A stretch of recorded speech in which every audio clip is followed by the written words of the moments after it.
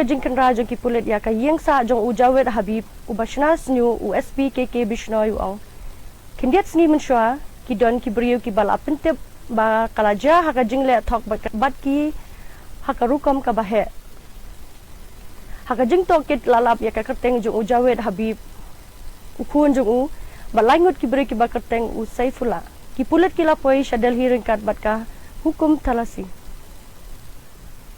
ya ujawed habib umshim lalap satya hayeng sa jong hadelhi menta ki pulit ki lalet sha Mumbai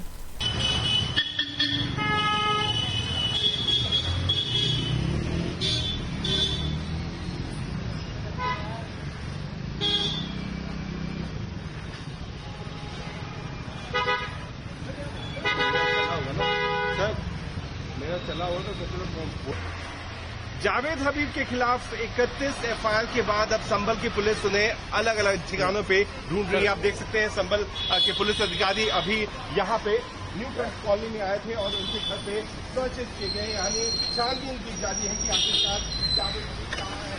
पूरे मामले में तकरीबन 100 से ज्यादा ऐसे पीड़ित हैं जिन्होंने संभल पुलिस को शिकायत दी थी। शिकायत के बाद से कुल 3 आरोपी हैं, जिसमें जावेद हबीब, उनके बेटे और एक और उनका सहयोगी इस पूरे मामले में शामिल है। फिलहाल संभल की पुलिस अलग अलग जगह जा करके सर्चेज कैरी आउट करी। सर, जावेद हबीब मिले आपको यहाँ पे नहीं मिले? आप लोगों ने सर्चेज भी किए? सर, जावेद हबीब मिले क्या? अभी क्या बताया, मिले हैं क्या सर? तो आप देख सकते हैं कि संभल की पुलिस अधिकारी जगह जगह जाकर के सर जावेद हबीब मिलने क्या आपको घर पे ढूंढ रहे हैं। इस पूरे मामले में अब जांच आगे बढ़ती नजर आ रही है। तो किसी तरीके से जावेद हबीब मिले क्या आरोपियों के नाम को सामने लेकर के पुलिस आई। अब जगह जगह जावेद हबीब के ठिकाने पे यूपी की जो पुलिस है, संभल की जो पुलिस है, वो अब छापेमारी कर रही है। कैमरा सहयोगी राजेश शर्मा के साथ मामले में क्या अपडेट है? क्या कुछ और मुकदमे के जो दर्ज किए गए? जनपद संभल में आज से कुछ महीने पूर्व एक सफुल्ला नामक व्यक्ति के द्वारा मेरे ऑफिस में आके एप्लीकेशन दी गई थी, जिसमें उसने बताया कि जावेद हबीब और अन्य लोगों के द्वारा उसके साथ फ्रॉड किया गया है। लेकिन जब डिटेल में जांच की गई तो पता चला कि सफुल्ला द्वारा इन्हीं लोगों के साथ मिलकर संभल के करीबन 100 से अधिक लोगों के साथ फ्रॉड कमिट किया गया है। इसमें प्रत्येक व्यक्ति से इन लोगों ने 5 से 7 लाख रुपए लिए और 50 से 75% रिटर्न देने का वादा किया था।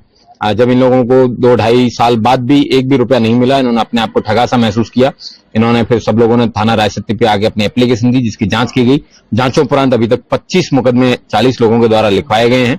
इन सभी लोगों के साथ जिसने भी ठगी की है, उन सब लोगों को 91 जो सीआरपीसी का पुराना नोटिस होता था दिया गया है।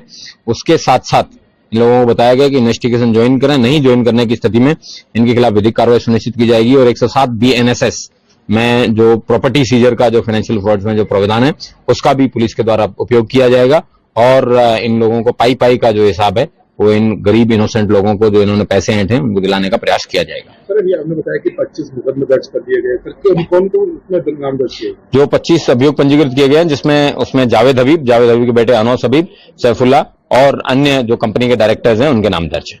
किस थाने में? ये थाना रायसत्ती में अभियोग पंजीकृत किए गए हैं, सभी के सभी। Thank you.